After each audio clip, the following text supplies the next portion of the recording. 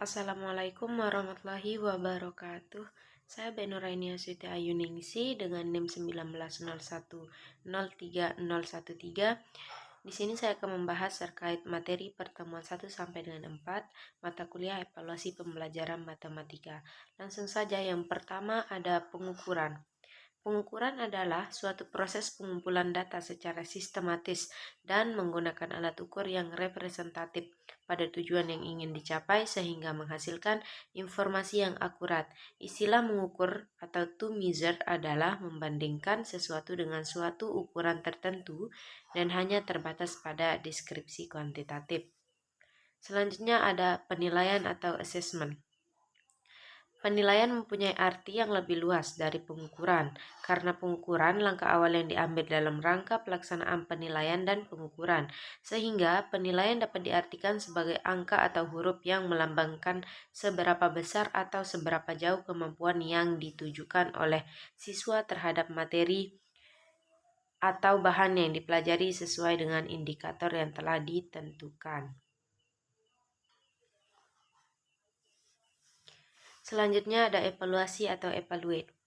Evaluasi adalah rangkaian kegiatan dalam upaya meningkatkan kualitas kinerja atau produktivitas suatu lembaga atau institusi dalam melaksanakan programnya melalui proses pengumpulan data untuk menentukan seberapa jauh, dalam bidang apa, bagaimana ketercapaian tujuan, jika belum tercapai tujuan disebabkan oleh apa, dan bagaimana untuk bisa dituntaskan untuk mendapat penyelesaiannya.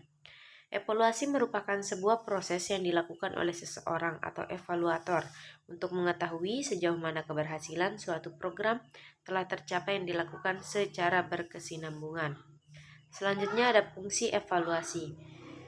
Fungsi evaluasi terdiri dari yang pertama sebagai alat seleksi, yang kedua ada sebagai alat pengukuran keberhasilan, dan yang ketiga ada sebagai alat penempatan, dan yang keempat sebagai alat diagnostik.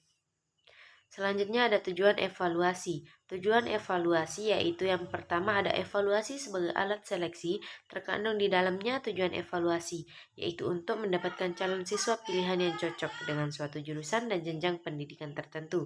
Dan yang kedua ada evaluasi sebagai alat pengukur keberhasilan dan diagnostik, terkandung di dalamnya tujuan evaluasi yaitu untuk mengetahui seberapa jauh hasil pendidikan yang telah dilaksanakan. Dan yang ketiga ada evaluasi sebagai alat penempatan, replacement.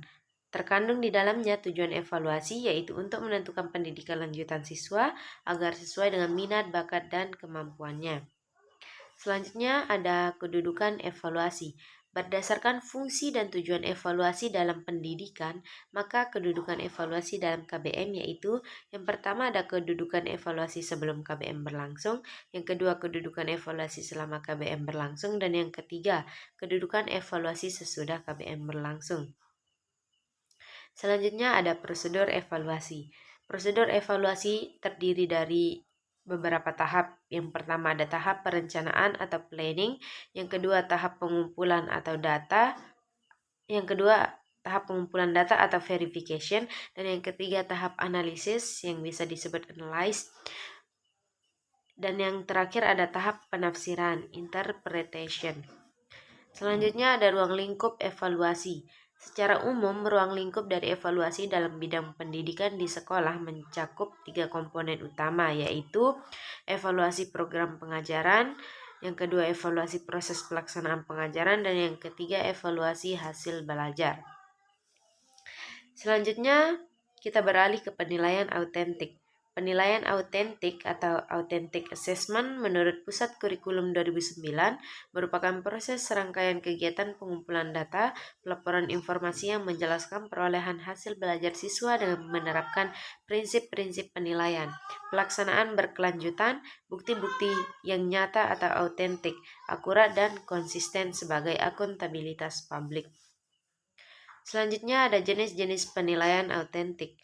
Yang pertama, teknik dan instrumen pada penilaian kompetensi pengetahuan atau kognitif, dan yang kedua, teknik dan instrumen pada penilaian kompetensi sikap atau afektif, dan yang ketiga, teknik dan instrumen pada penilaian kompetensi keterampilan yang biasa disebut dengan psikomotorik. Yang tiga ini termasuk jenis-jenis dari penilaian autentik tersebut. Dan selanjutnya ada karakteristik soal HOTS. Yang pertama ada pengertian HOTS. HOTS merupakan singkatan dari Higher Order Thinking Skills, yang artinya kemampuan berpikir tingkat tinggi. Soal-soal HOTS merupakan instrumen pengukuran yang digunakan untuk mengukur kemampuan berpikir tingkat tinggi. Soal-soal HOTS merupakan instrumen pengukuran yang digunakan untuk mengukur kemampuan berpikir tingkat tinggi, yaitu kemampuan berpikir yang tidak sekedar mengingat atau recall, menyatakan kembali atau restate, atau merujuk tanpa melakukan pengolahan, recite. Selanjutnya ada mengukur kemampuan tingkat tinggi. Kemampuan berpikir tingkat tinggi merupakan salah satu kompetensi penting yang dituntut ada dimiliki oleh peserta didik pada zaman modern. Karakteristik yang ketiga ada berbasis kontekstual. Ada 5 karakteristik asesmen kontekstual yang disingkat REACT, yakni relating, experiencing, applying, communicating, dan transferring.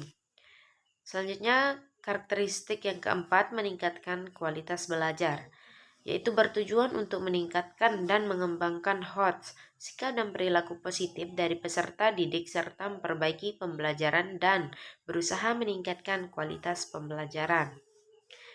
Karakteristik yang kelima ada ongoing, yaitu proses penilaiannya dapat pula terintegrasi dengan proses pembelajaran dan bersifat ongoing. Selanjutnya, karakteristik yang keenam menggunakan bentuk soal yang beragam.